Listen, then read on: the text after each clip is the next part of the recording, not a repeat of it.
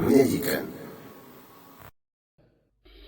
الحمد لله نحمده ونستعينه ونستغفره ونعوذ بالله من شرور أنفسنا ومن سيئات أعمالنا من يهده الله فلا مضل له ومن يضلل فلا هادي له وأشهد أن لا إله إلا الله وحده لا شريك له وأشهد أن محمدا عبده ورسوله أما بعد ففي هذه الليلة المباركة وفي هذا اللقاء الواحد بإذن الله جل وعلا نحاول التعليق على هذا المتن المبارك وعلى هذه الرسالة العظيمة المختصرة التي هي المراتب السبع الواجبة تجاه الأوامر الشرعية التي قال المؤلف في بدايتها إذا أمر الله العبد بأمر وجب عليه فيه 7 مراتب.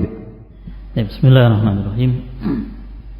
Setelah beliau hafizahullah ta'ala memulai kajiannya dengan memuji Allah subhanahu wa ta'ala, demikian pula bersyahadat dan bersalawat kepada Rasulullah sallallahu alaihi wasallam, maka beliau menyebutkan di pertemuan kali ini, di malam hari ini, yang mana ini adalah pertemuan dalam satu sesi atau dalam satu pertemuan saja, kita akan menjelaskan secara ringkas dari kitab yang telah kita pelajari, 7 tingkatan yang berkaitan dengan perintah syariat, yang mana penulis memulai kitabnya dengan ucapannya idza amarallahu al-'abda bi amrin, apabila Allah subhanahu wa ta'ala memerintahkan hambanya dengan sebuah perintah, maka wajib atasnya untuk mengetahui 7 tingkatan yang berkaitan dengannya.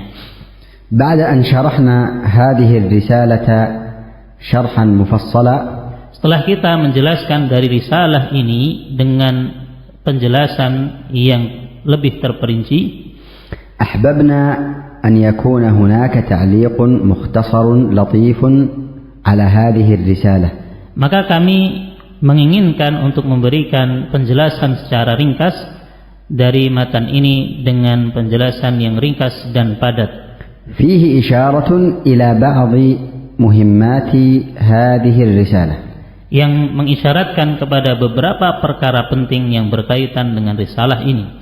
فمن أراد التفصيل فسيرجع إلى كل مرتبة في درس خاص بها. Dan siapa yang menginginkan penjelasan secara terperinci, hendaknya dia merujuk kembali kepada masing-masing tingkatan yang telah dijelaskan secara khusus di pertemuan sebelumnya. ومن أحب الاكتفاء بتعليق يسير فهو سيكون الليلة بإذن الله جل وعلا. Dan siapa yang menginginkan untuk penjelasan secara ringkas, maka akan datang penjelasannya di malam ini biidznillah ta'ala. أيها الإخوة الكرام, wahai saudaraku yang mulia, ذكرنا مقدمات مهمة في بداية هذه الرسالة. kami telah menyebutkan beberapa pendahuluan yang berkaitan dengan risalah ini yang sangat penting. نختصرها فيما يلي. Kita meringkasnya sebagai berikut. المقدمة الأولى إن الله سبحانه وتعالى لم يخلق خلقه سدى وهملا أيحسب الإنسان أن يترك سدى أي مهملا معطلا لا يؤمر ولا ينهى. Muqaddimah yang pertama, bahwasanya Allah subhanahu wa ta'ala tidaklah menciptakan manusia begitu saja dan sia-sia. Sebagaimana firman Allah ta'ala, ayahsabul insanu an yutraka suda. Apakah manusia mengira mereka diciptakan begitu saja, dibiarkan begitu saja, yakni dalam keadaan tidak diperintah dan tidak dilarang. فمن حقق الأوامر الشرعية بمراتبها العلية فقد حقق المقصود الأعظم من خلق الله تعالى له. Maka barang siapa yang merealisasikan dari perintah-perintah syariat dengan tingkatan-tingkatannya yang tinggi, maka dia telah merealisasikan dari tujuan yang mulia, dari tujuan yang agung dari penciptaan Allah subhanahu wa ta'ala. ومن رفض الانقياد والامتثال للأوامر الشرعية فقد انسلخ من الإنسانية والعياذ بالله فصار حيوانا بل دون وأحقر من الحيوان إنهم إلا كالأنعام بل هم أضل سبيلا. Dan barang siapa yang berpaling dari tunduk dan mengamalkan dari perintah-perintah syariat tersebut, maka sungguh telah hilang darinya sisi kemanusiaan. Bahkan dia padanya ada sisi yang bagaikan hewan, bahkan lebih rendah dibandingkan hewan. Sebagaimana Allah Subhanahu wa taala menyebutkan, inhum illa kal an'am, tidaklah mereka ini melainkan seperti binatang ternak, bahkan mereka lebih sesat jalannya. Al-muqaddimatu tsaniyah أن الله خلق الخلق وأمرهم ونهاهم وأعطاهم الوسائل التي بها يميزون طريق الخير وطريق الشر إنا هديناه السبيل إما شاكرا وإما كفورا فمن أراد الخير فقد أوضحه الله ومن أراد الشر فقد حذر الله منه. Muqaddimah yang kedua, Allah Subhanahu wa taala menciptakan manusia dan memerintahkan mereka, melarang mereka, dan Allah memberikan kepada mereka berbagai sarana dan wasilah yang dengannya mereka bisa membedakan jalan kebaikan dan jalan keburukan. Allah menyebutkan di dalam ayatnya, inna hadainahus sabila, sesungguhnya kami telah memberikan hidayah kepada mereka kepada jalan yang lurus, entah mereka akan menjadi hamba yang bersyukur atau mereka menjadi hamba yang kufur. Maka barang siapa yang menginginkan kebaikan, maka Allah telah menjelaskannya, dan barang siapa yang menginginkan kejelekan, maka sungguh Allah telah memperingatkan darinya. Al-muqaddimatu tsalitsah, idza sami'ta Allah ya'muru bi amrin aw sami'ta rasulahu sallallahu alaihi wasallam ya'muru bi amrin fa'lam anna fi dhalika al-amri maslahatan wa rahmatan wa sa'adatan wa najatan lil ibad wa salahan lil bilad. Muqaddimah yang ketiga, apabila engkau mendengar Allah Subhanahu wa taala memerintahkan dengan suatu perkara, atau engkau mendengar Rasulnya sallallahu alaihi wasallam memerintahkan dengan sebuah perkara, maka ketahuilah bahwasanya dalam perintah tersebut ada rahmat, ada kasih sayang, ada kemaslahatan, kebahagiaan dan keselamatan bagi para hamba, demikian pula kesalehan bagi negeri-negeri. فكن مطمئنا يا عبد الله وخذ هذه الأوامر وتلقى هذه الشرائع بالتعظيم التام والتسليم المطلق فلا وربك لا يؤمنون حتى يحكموك فيما شجر بينهم ثم لا يجدوا في أنفسهم حرجا مما قضيت ويسلموا تسليما. Maka hendaknya engkau merasa tenang dan hendaknya engkau mengambil perintah-perintah ini dan menerima syariat ini dengan penuh pengagungan yang sempurna dan menerimanya dengan penerimaan yang mutlak, karena Allah Subhanahu wa taala berfirman, sungguh demi Allah sekali-kali tidaklah, fala wa rabbika, sekali-kali tidaklah demi Allah, demi Rabbmu, tidaklah mereka beriman hingga menjadikan engkau sebagai hakim di tengah-tengah mereka, kemudian mereka tidak mengambil selainnya dari jalan yang ada. Wa'alam ya Abdullah anna ta'zim al-amr asy-syar'i dalilun ala ta'zim al-amir subhanahu wa ta'ala. Wa'alam anna awwal maratib ta'zim al-amr yahsul bi tatbiq wa tahqiq hadhihi al-maratib as-sab'. Dan ketahuilah wahai hamba Allah, sesungguhnya pengagungan terhadap perintah syariat merupakan dalil yang menunjukkan atas pengagungan zat yang memerintahkan. Karena sesungguhnya perkara yang pertama dari tingkatan pengagungan perkara itu akan diperoleh dan akan terrealisasikan dengan mewujudkan dari 7 tingkatan ini. Al-muqaddimatu ar-rabi'ah, i'lam ya Abdullah annahu la yatimmu tahqiq hadhihi al-maratib إلا بالتوسط المشروع في الأوامر والنواهي دون إفراط أو تفريط ودون غلو أو تساهل. Muqaddimah yang keempat, ketahuilah wahai hamba Allah, sesungguhnya tidak sempurna dari merealisasikan 7 tingkatan ini kecuali dengan sikap pertengahan berkaitan dengan perintah-perintah dan larangan-larangan, tanpa ifrat dan tanpa tafrid, tanpa berlebih-lebihan dan tanpa bermudah-mudahan. لأن الإفراط والتفريط داءان ومرضان عظيمان يبعدان صاحبهما عن كمال الامتثال وعن تحقيق هذه المراتب السبع العظيمة. Karena sikap ifrat dan tafrid, berlebih-lebihan dan bermudah-mudahan, kedua ini adalah sesuatu penyakit yang akan menjauhkan pemiliknya dari kesempurnaan dari mewujudkan perintah dan merealisasikannya. Al-muqaddimatul khamisah. Muqaddimah yang kelima. Laqad alimna anna al-maratib as-sab' istakhlasaha asy-syaikh min nusus asy-syar'. Kita mengetahui bahwasanya 7 tingkatan ini Asy-Syaikh rahimahullah meringkasnya dari nas-nas syariat. Qad dallat 'alaiha adillatun katsiratun wa mutanawwi'ah.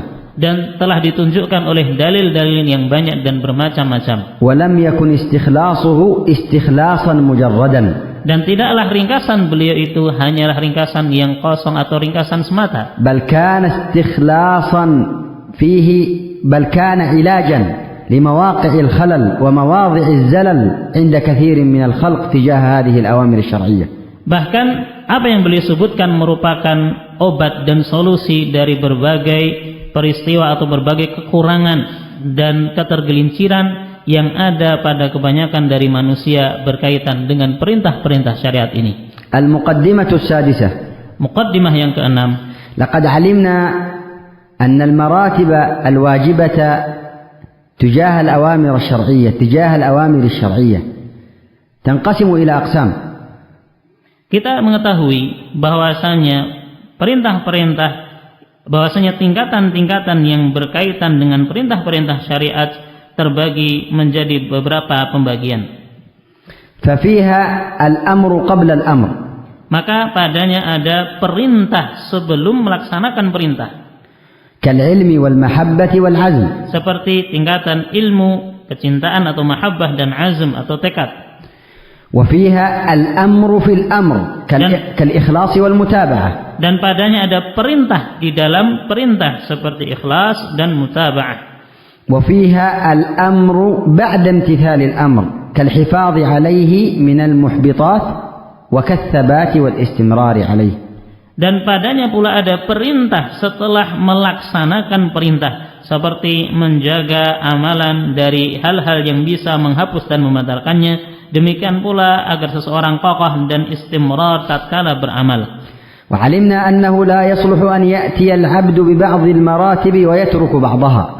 Dan kita mengetahui bahwasanya tidak sepantasnya bagi seorang hamba dia mendatangkan dan melakukan sebagian tingkatan tersebut dan meninggalkan sebagian yang lainnya. Li'anna al-wajiba huwa fi'luha wa tahqiquha jami'an. Karena yang wajib adalah melakukannya dan mewujudkannya semuanya. Wa bihadza yahsulu tamamul imtithali wa kamalun najati. Dan dengan ini akan tercapai kesempurnaan dari melaksanakan perintah dan kesempurnaan keselamatan. Al-muqaddimatu as-sabi'ah. Muqaddimah yang ke-7. Alimna annahu li tahqiqi hadhihi al-maratib as-sab' yahtaju al-'abdu ila umurin muhimmah. Kita mengetahui bahwasanya di dalam merealisasikan 7 tingkatan ini seorang hamba membutuhkan beberapa perkara yang penting. Yahtaju ila ma'rifatiha wa ta'allumiha. Dia butuh untuk mengetahuinya dan mempelajarinya. ويحتاج إلى المجاهدة والسعي إلى تطبيقها على الوجه الصحيح. Dan dia butuh untuk bersungguh-sungguh dan berusaha menerapkannya dengan cara yang benar. ويحتاج إلى سؤال الله أن يهديه للعلم والعمل بها. Dan dia butuh untuk meminta kepada Allah agar memberikan hidayah kepadanya kepada ilmu dan amalan dengannya. ويحتاج إلى الثبات عليها. Dan dia butuh untuk bisa kokoh di atasnya. Wa kullu hadhihi al-umur laha asbabun wa wasailu. Dan masing-masing dari perkara ini memiliki sebab-sebab dan sarana-sarana. Qala al-muallif rahimahullah. Berkata penulis rahimahullah, al-ula al-ilmu bihi. Yang pertama berilmu dengannya. Sanulakhisu asy-syarha bit-ta'liq ala anawin hadhihi al-maratib.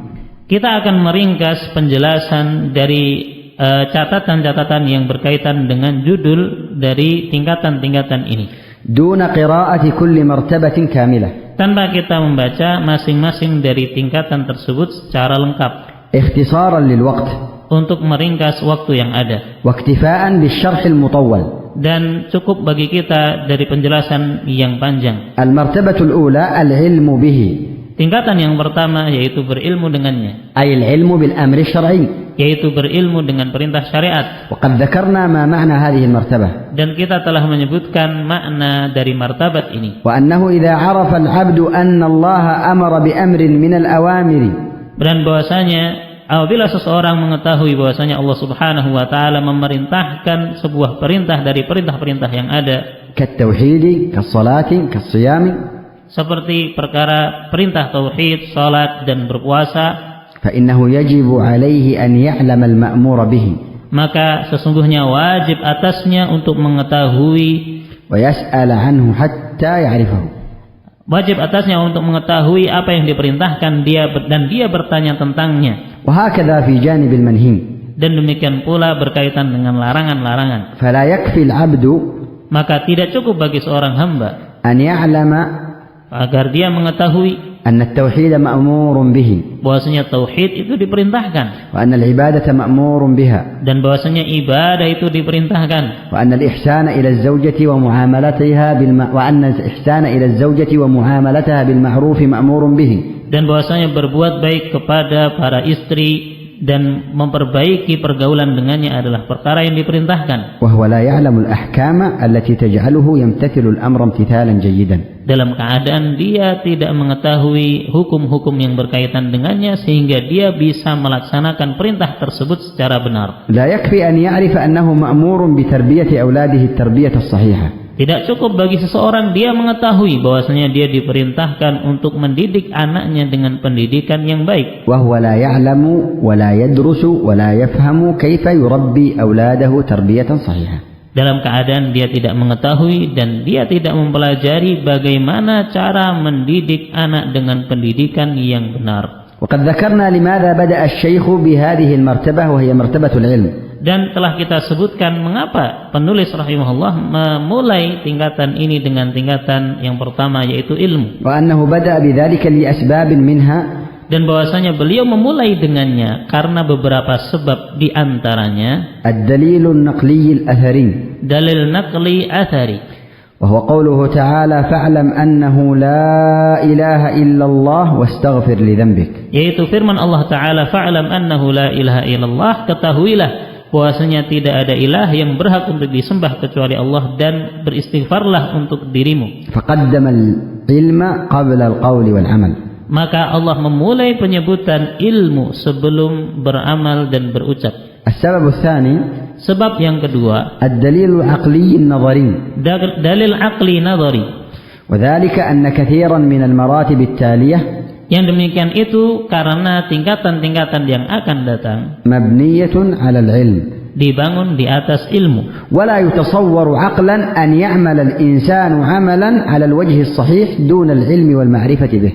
Dan tidaklah tergambarkan secara akal bahwasanya seseorang bisa melaksanakan sebuah amalan sesuai dengan diperintahkan kecuali di atas ilmu.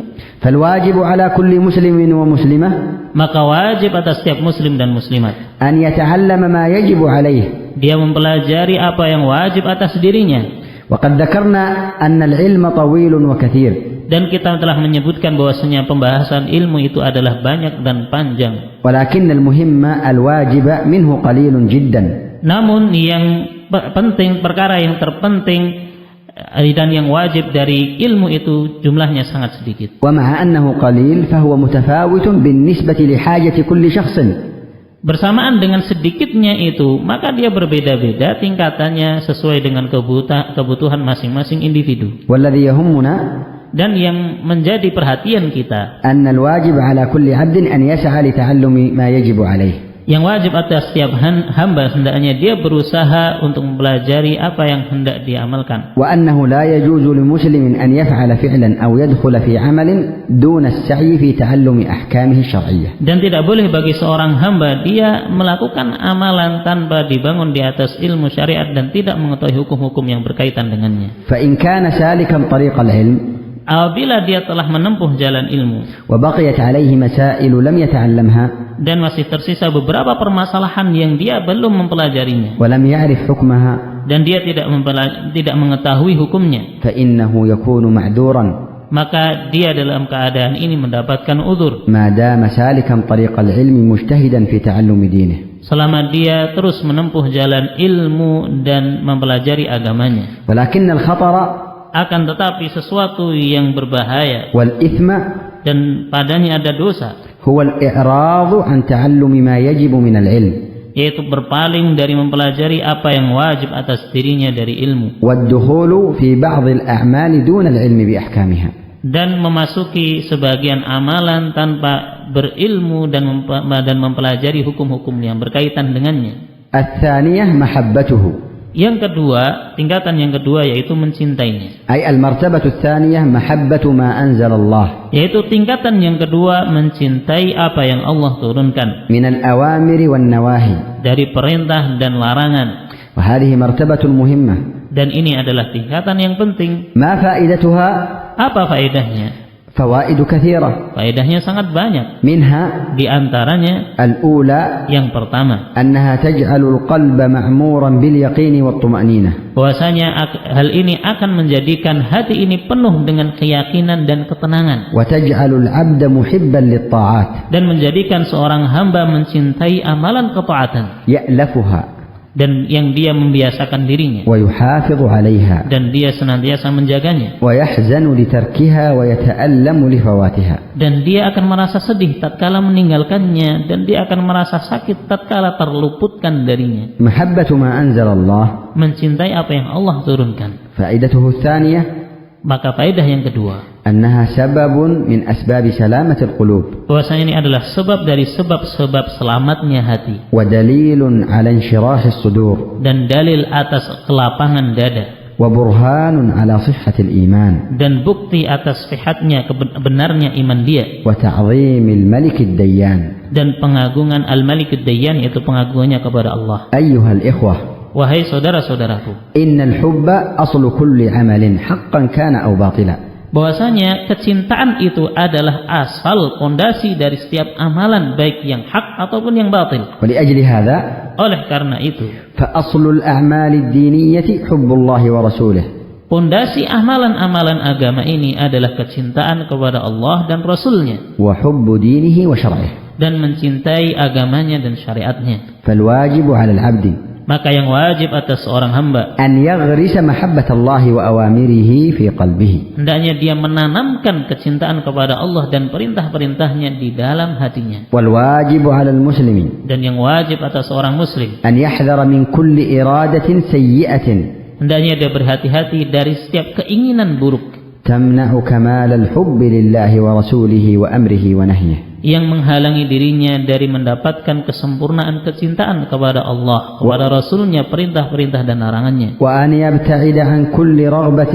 تزاحم محبة الله ورسوله Dan hendaknya dia menjauhkan dirinya dari segala keinginan yang menandingi kecintaan kepada Allah dan Rasul-Nya.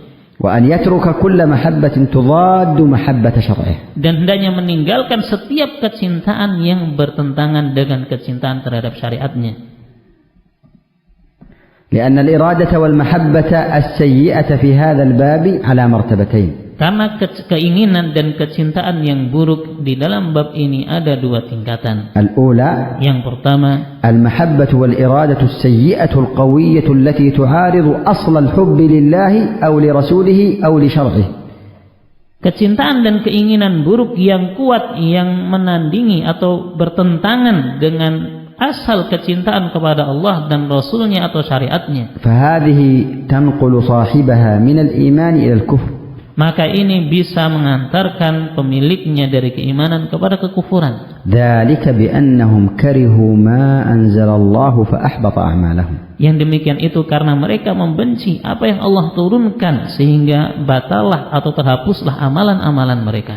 الثانية Yang kedua, المحبة والإرادة bahwasanya kecintaan dan keinginan السيئة yang buruk التي تضعف العبد تجاه الأوامر الشرعية yang menjadikan dan melemahkan seorang hamba menjadi lemah di hadapan perintah-perintah syariat وتضعف وتضعف العبد تجاه حب الله ورسوله. Dan menjadikan seorang hamba lemah di hadapan kecintaan kepada Allah dan Rasulnya. ولكنها لا تعارضه معارضة كلية. Namun hal itu tidak menjadikannya berpaling dari kecintaan tersebut secara total. فهذه المحبة Maka jenis kecintaan ini تقدح في كمال الإيمان. menjadikan celaan pada kesempurnaan keimanannya. وتؤثر في الإيمان ضعفا وفتورا في العزيمة على الخير والنشاط في الطاعات. Dan berpengaruh pada iman dari kelemahannya dan futurnya dari azimah, dari keinginan untuk melakukan kebaikan dan semangat di dalam melakukan amalan ketaatan. وقد تستمر بالعبد حتى تصل به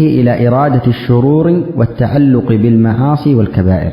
Dan terkadang hal ini terus ada pada seorang hamba hingga mengantarkannya kepada keinginan dan keterikatan dengan sesuatu yang buruk dan keterikatan kepada perbuatan kemaksiatan dan dosa-dosa besar. وتقطعه عن الطاعات والخيرات والفرائض والواجبات. Dan menjadikan dia terputus dari amalan ketaatan, amalan kebaikan, amalan yang fardu dan yang wajib. بل قد تصل بالعبد إلى الخروج من الملة والعياذ بالله. Bahkan terkadang bisa mengantarkan seorang hamba keluar dari agama ini wal-'iyadzu billah. فيجب على كل مسلم أن يفتش عن نفسه وعن رغباته وعن محابه التي يحبها، هل هي توافق ما يحب الله ورسوله أو تعارض ما يحب الله ورسوله.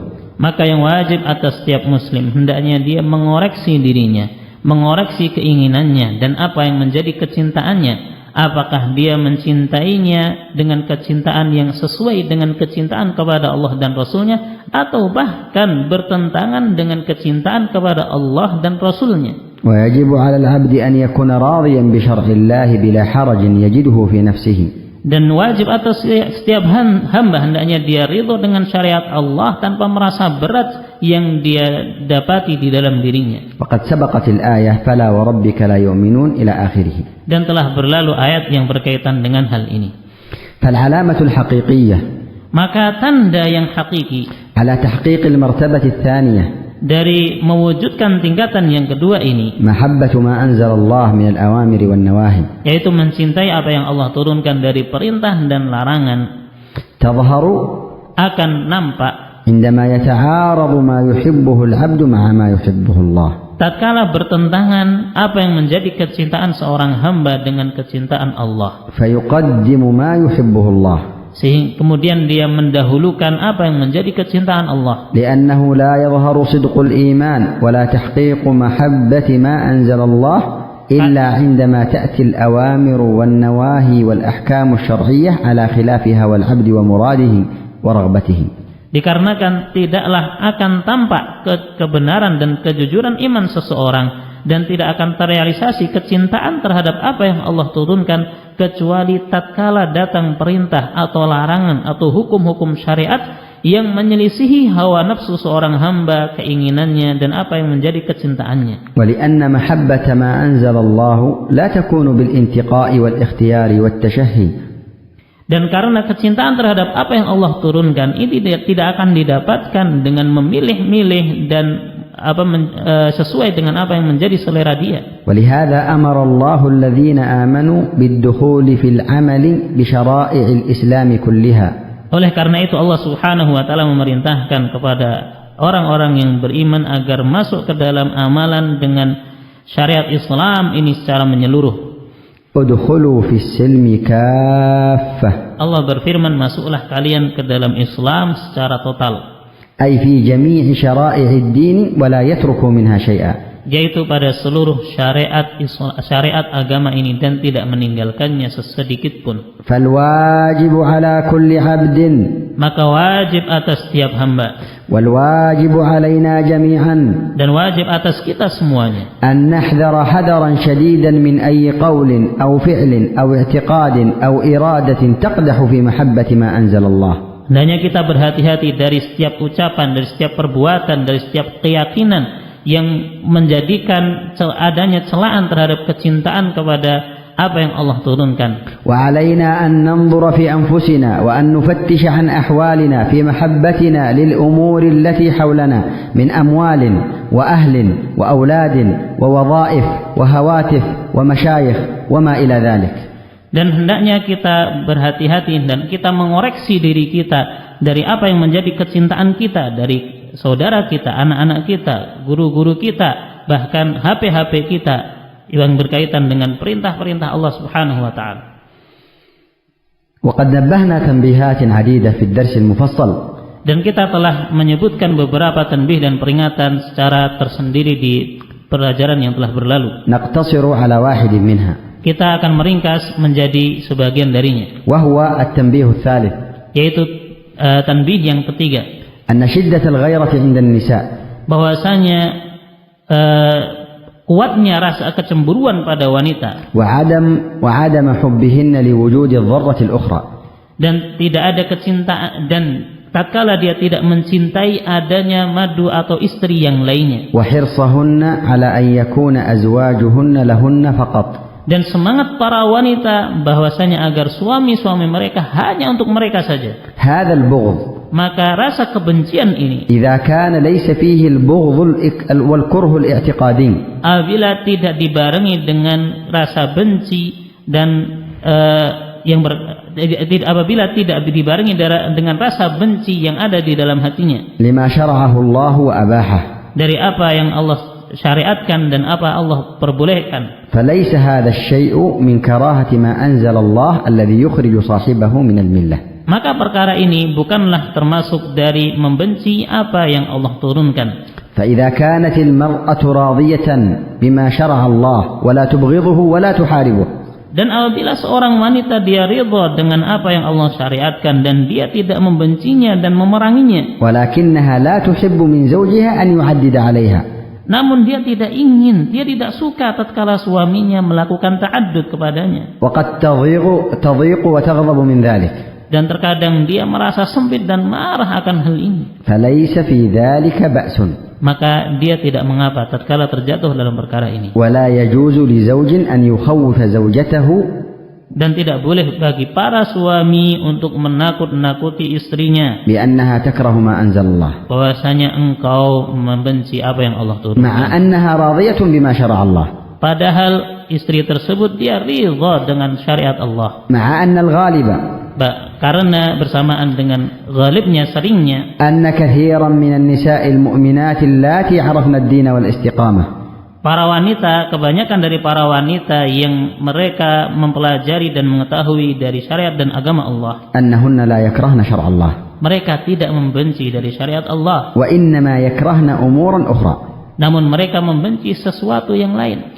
وهذه الأمور. Dan perkara ini, إذا قرأنا وسمعنا وعلمنا ما يوجد في التعدد من مقاصد ومصالح ومنافع فإنه يزول عنهن كثير من النفرة والضيق من هذا التشريع الإلهي. Apabila para istri mereka membacanya, mendengarnya, mempelajarinya, apa yang ada di dalam permasalahan ta'addud dari tujuan-tujuan, maslahat-maslahat dan manfaat-manfaat, maka akan hilang dari apa yang mereka dapati kebanyakannya dari sikap lari darinya. وهنا تنبيه لبعض النساء. Maka di sini tanbih bagi sebagian para wanita اللاتي يكثرن من الكلام عن التعدد.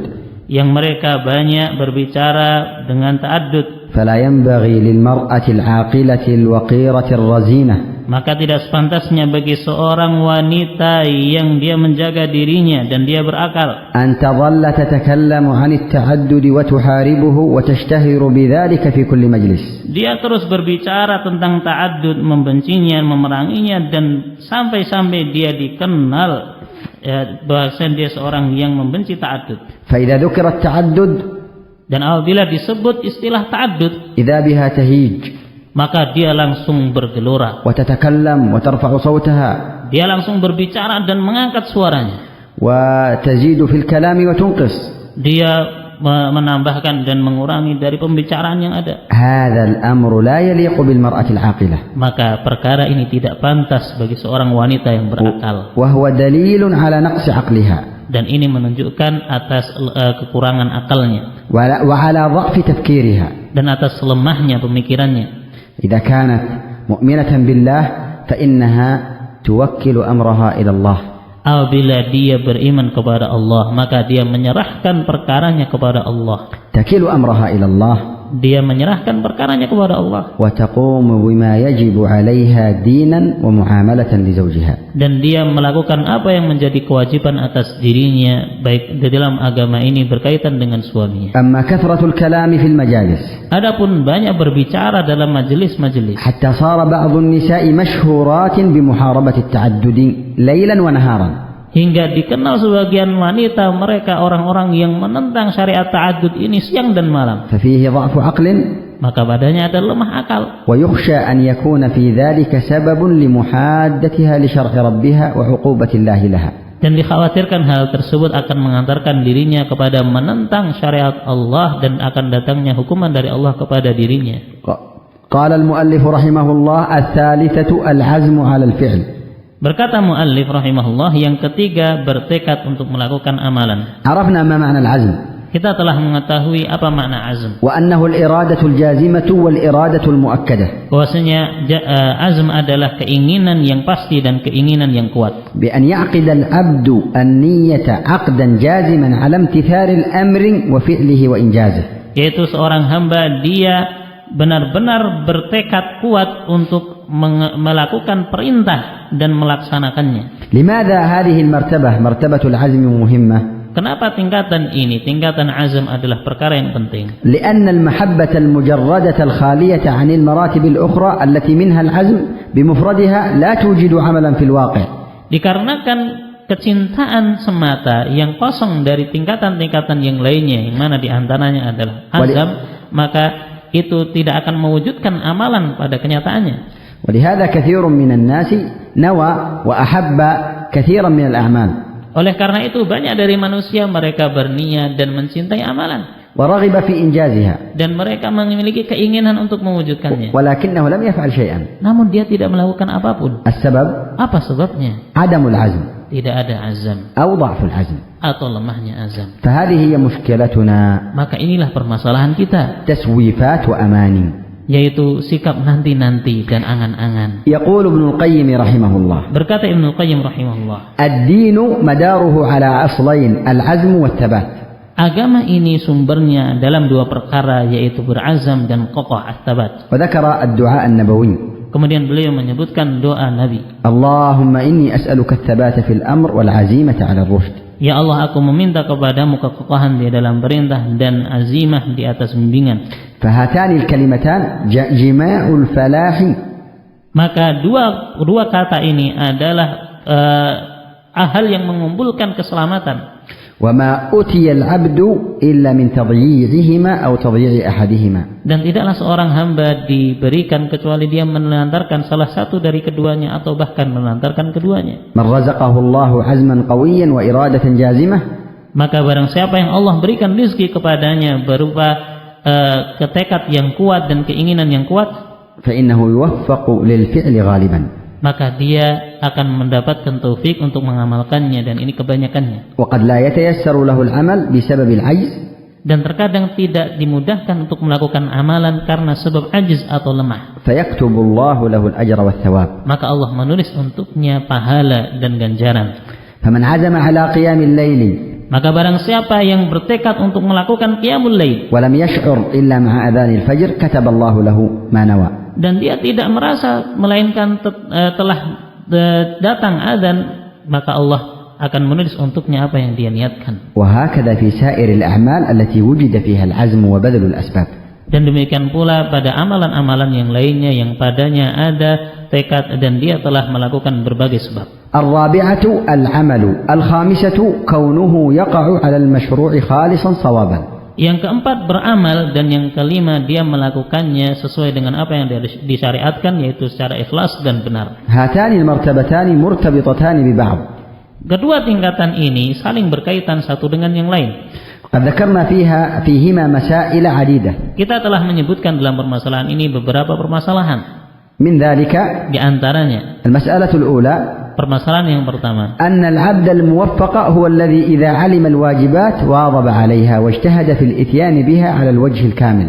bahwasanya seorang hamba yang mendapatkan taufik, yang terbimbing, dia apabila mengetahui perkara yang wajib, maka dia berusaha untuk mengamalkannya dan bersungguh-sungguh di dalam mengamalkannya sesuai dengan cara yang benar. Wa idza 'alima bi sunnatin fa innahu yas'a ila ittiba'is sunnah. Apabila dia mengetahui sebuah sunnah, maka dia berusaha untuk mengamalkan sunnah itu. Fayakunu fi 'idadil mumtathilin al-'amilin. Sehingga dia termasuk dari orang-orang yang mewujudkan dan merealisasikan amalan. Al-mas'alatu ats-tsaniyah, permasalahan yang kedua. Al-'abdul muwaffaq huwa alladhi yahtammu bi taqdim al-'amal al-aham fal-muhim. Seorang hamba yang terbimbing adalah seorang hamba yang mendahulukan perkara yang paling penting kemudian yang penting. Wa hadha yahtaju ila ma'rifati rutabil a'mal wal huquq.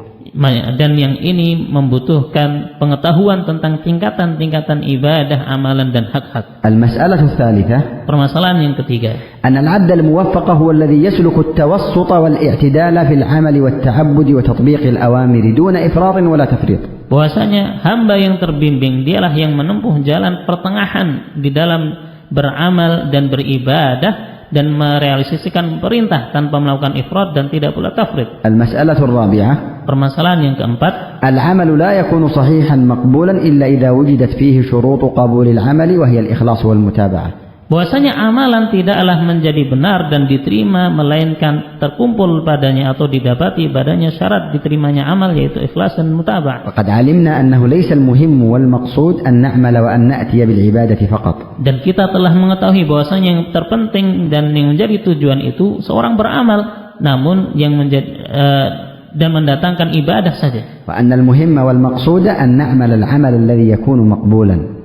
Namun yang perkara yang terpenting dan hendaknya menjadi tujuan bahwasanya seorang beramal dan dia melihat bagaimana amalan tersebut diterima. Wa 'alimna annahu la yakfi ahadu asy-syartayn li sihhati al-'amali fala yuqbalu al-'amalu illa bisyartayn jami'an. Dan kita telah mengetahui pula bahwasanya tidak cukup seseorang mendatangkan salah satu dari dua syarat, namun hendaknya dan harus dia mendatangkan kedua syarat tersebut semuanya. Wa 'alimna annahu la budda ma'a husni al-qasd wa wujud al-ikhlas min muwafaqati as-sunnah. Dan kita telah mengetahui bahwasanya harus bersamaan dengan adanya keikhlasan, dia harus mencocoki sunnah. Fa husnul qasd wahdahu la yakfi hatta yakuna al-'amalu shawaban sadidan. Maka niat yang baik saja ini tidaklah cukup hingga dia menjadikan amalannya tersebut benar. Al-martabatu as-sadisah, tingkatan yang keenam. Qala al-muallif as-sadisatu at-tahdhir min fi'li ma yuhbituhu.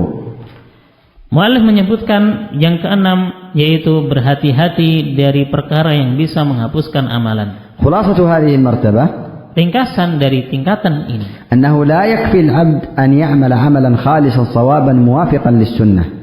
Bahwasanya tidak cukup bagi seorang hamba dia beramal dengan amalan yang ikhlas karena Allah dan sesuai dengan sunnah. Thumma yubtiluhu wa yuhbituhu bi syai'in min al-muhbitat. Kemudian terhapus dan dibatalkan dengan sebagian dari hal-hal yang bisa membatalkan amalan. Li'anna hunaka martabatan muhimmatan jiddan wa hiya al-hifadhu 'ala al-'amal mimma yufsiduhu wa yuhbituhu. Karena di sana ada tingkatan yang terpenting, yaitu menjaga amalan dari hal-hal yang bisa menghapuskannya dan membatalkannya. Qad 'arafna anna al-hubut huwa al-butlan wal fasad. Kita telah mengetahui bahwasanya terhapusnya amalan yaitu dengan batal dan rusaknya.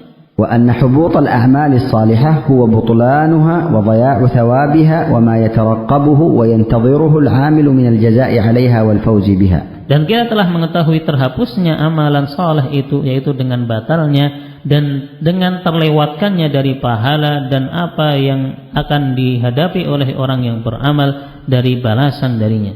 Falwajibu ala kulli muslimin wa muslimah an yakhafa ala a'malihi as-salihati mimma yufsiduha wa an yuhafidha ala hasanatihi mimma yuhbituha. Maka yang wajib atas setiap muslim dan muslimat hendaknya dia mengkhawatirkan atas amalan-amalan saleh yang dia lakukan dari hal-hal yang bisa merusaknya, dan hendaknya dia menjaga dari kebaikan-kebaikan yang telah dia lakukan dari hal-hal yang bisa menghapusnya. Wal wajibu ala kulli muslimin wa muslimah an yajtaniba kulla sababin yudhibu ajraha. Maka yang wajib atas setiap muslim dan muslimat menjauhi hal-hal yang bisa membatalkan perkara dan menghilangkan pahalanya. Kama qala Ibnu al-Qayyim, sebagaimana berkata Ibnu al-Qayyim, fama'rifatu ma yufsidu al-a'mal fi hali wuqu'iha wa yubtiluha wa yuhbituha ba'da wuqu'iha min ahammi ma yanbaghi an yufattisha 'alayhi al-'abd wa yahris 'ala 'amalihi wa yahdharu. Maka mengetahui apa yang bisa merusak amalan tatkala melakukannya dan bisa membatalkannya dan menghapuskannya setelah melakukannya, ini termasuk dari perkara yang sepantasnya seorang hamba mengoreksi dirinya dan hendaknya dia bersemangat di dalam mengamalkan dan hendaknya dia bersemangat untuk mewujudkannya dan berhati-hati darinya. وذكر قبل ذلك أن محبطات الأعمال ومفسداتها أكثر من أن تحصر. Dan sebelum itu beliau menyebutkan bahwasanya perusak-perusak dan pembatal-pembatal amalan ini sangatlah banyak dari untuk bisa kita hitung. وليس الشأن في العمل. Dan bukanlah yang terpenting itu bisa beramal. وإنما الشأن في حفظ العمل مما يفسده ويحبطه. Namun yang terpenting adalah menjaga amalan dari hal-hal yang bisa merusak dan menghapuskannya. أيها الإخوة. Wahai saudaraku, المحبطات خطيرة ومتنوعة وبعضها دقيقة وغامضة. Perkara yang bisa menghapuskan amal ini adalah sesuatu yang berbahaya dan bermacam-macam, dan sebagiannya adalah sesuatu yang sangat kecil, yang sangat teliti dan samar. وقد يظنها العبد هينة وسهلة. Dan terkadang seorang hamba menyangka itu adalah perkara yang ringan dan mudah. ولهذا كثير من المحبطات لا ينتبه لها كثير من الناس فتحبط أعمالهم وهم لا يشعرون. Oleh karena itu banyak dari pembatal-pembatal ini tidak disadari dan menjadi perhatian manusia sehingga terhapus amalan-amalan mereka dalam keadaan mereka tidak menyadarinya. محبطات الأعمال على قسمين. Pembatal dan menghapus amalan terbagi menjadi dua. قسم يبطل جميع الأعمال وهو الردة. Bagian pertama yang bisa menghapuskan seluruh amalan yaitu kemurtatan. وقسم يحبط بعض الأعمال. Dan bagian kedua yang bisa menghapuskan sebagian amalan. فالصدقة عمل صالح. Maka sedekah itu amalan saleh. يبطلها المن والأذى والرياء في نفس العمل. Yang membatalkannya adalah mengungkit-ungkit dan menyakiti hati orang yang diberikan serta riya tatkala beramal. قال الله تعالى Allah Ta'ala berfirman, لا تبطلوا صدقاتكم بالمن والأذى. Janganlah kalian membatalkan sedekah-sedekah kalian dengan mengungkit-ungkit dan menyakiti hati orang yang diberi. لقد كان الصالحون يخافون من حبوط أعمالهم. Dan sungguh orang-orang saleh mereka khawatir dari terhapusnya amalan-amalannya. أن تحبط أعمالكم وأنتم لا تشعرون. Terhapus amalan-amalan kalian dalam keadaan kalian tidak menyadarinya. السابعة الثبات عليه. Yang ketujuh, kokoh di atasnya. أوضحنا فيما سبق. Kita telah menjelaskan dalam perkara yang telah berlalu أن هذه المرتبة هي الثبات والاستقرار والدوام والاستمرار على الحق والهدى والملازمة للأعمال الصالحة والاستقامة على دين الله. Kita telah mengetahui bahwasanya tingkatan ini yaitu at-tabat, kekokohan terus menerus di dalam melakukan amalan dan konsisten di atas al-haq, di atas petunjuk, dan mulazamah terus melakukan amalan kesolehan dan istiqamah di atas agama Allah. وبينا أنه بعد أن ينتهي العبد المسلم من تحقيق المراتب السبع تبقى لديه المرتبة السادسة. Dan kita telah mengetahui bahwasanya tatkala seseorang telah merealisasikan dari 7 tingkatan tersebut masih tersisa tingkatan yang ke-6. التي إن حققها وتمت له ووفق إليها فقد تم صلاحه وعظم فلاحه وفاز فوزا عظيما. Yang mana apabila seseorang merealisasikannya dan mewujudkannya maka dia akan mendapatkan kemenangan dan keberuntungan yang besar. وذكرنا أن هذه مرتبة الثبات مهمة جدا في زمن الشبهات والشهوات والمغريات في باب الاعتقاد والعبادات والآداب. Dan kita telah menyebutkan bahwasanya tingkatan ini sangatlah penting, yaitu at-tabat, sangatlah penting di zaman yang mana penuh dengan syubhat, penuh dengan syahwat dan perkara-perkara yang menipu dalam hal keyakinan, ibadah dan yang lainnya. وذكرنا أن هناك وسائل تعين على الثبات والاستمرار. Dan kita telah menyebutkan bahwasanya di sana ada wasilah-wasilah yang akan membantu seorang hamba agar bisa kokoh dan konsisten. وعلى بعض المراتب الأخرى سنجملها. Dan atas sebagian dari tingkatan yang lainnya yang akan kita sebutkan secara global. من هذه الوسائل, di antara wasilah tersebut, الوسيلة الأولى, wasilah yang pertama, الافتقار إلى الله, butuh kepada Allah, والدعاء والابتهال والتضرع, berdoa dan memohon dan berserah diri kepada Allah. فالعبد ضعيف فقير محتاج إلى ربه وخالقه. maka hamba ini adalah hamba yang lemah, yang butuh kepada Rabb-Nya dan Penciptanya. محتاج إلى توفيق الله وإلى هدايته.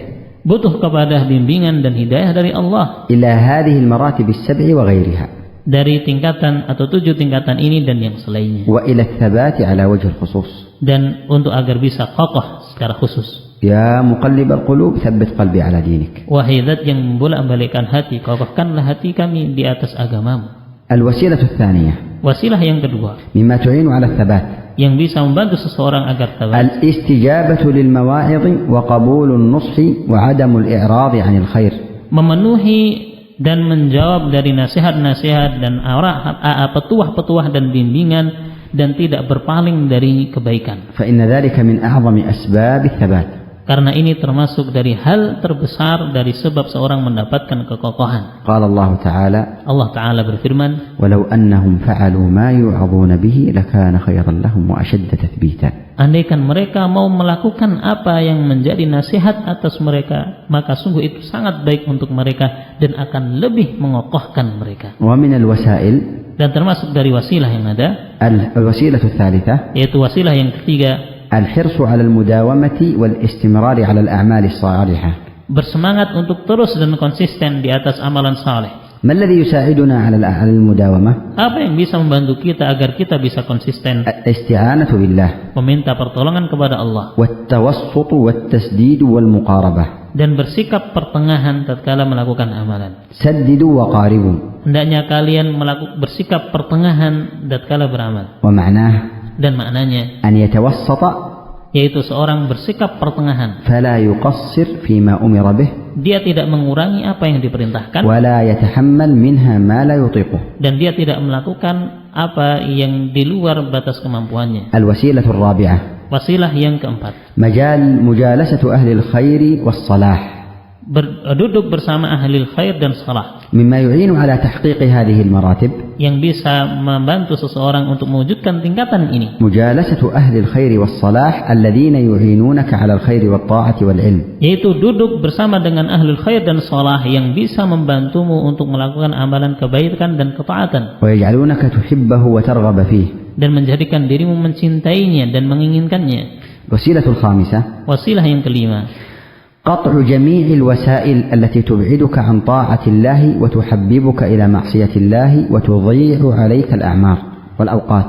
memutus segala bentuk sarana atau wasilah yang bisa menjauhkanmu dari ketaatan kepada Allah dan menjadikanmu mencintai kemaksiatan kepada Allah, menelantarkan dari umurmu dan waktumu. سواء كانت هذه الوسائل أشخاصا أم أعمالا أم علاقات أم آلات، فأي شيء يذكر بالمعاصي أو يبعد عن الله يجب قطعه.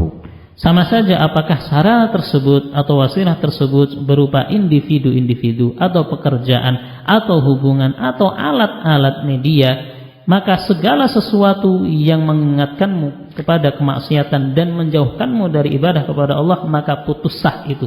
إن لم يمكن إصلاحه وتهذيبه وترشيده. Apabila engkau tidak bisa memperbaikinya dan membimbingnya. الوسيلة السادسة والأخيرة Wasilah yang keenam dan ini adalah yang terakhir, مما يعين على تحقيق المراتب السبع yang bisa membantu seseorang untuk mewujudkan tingkatan yang 7 ini, الاجتهاد والمجاهدة والمحاربة للنفس والشيطان.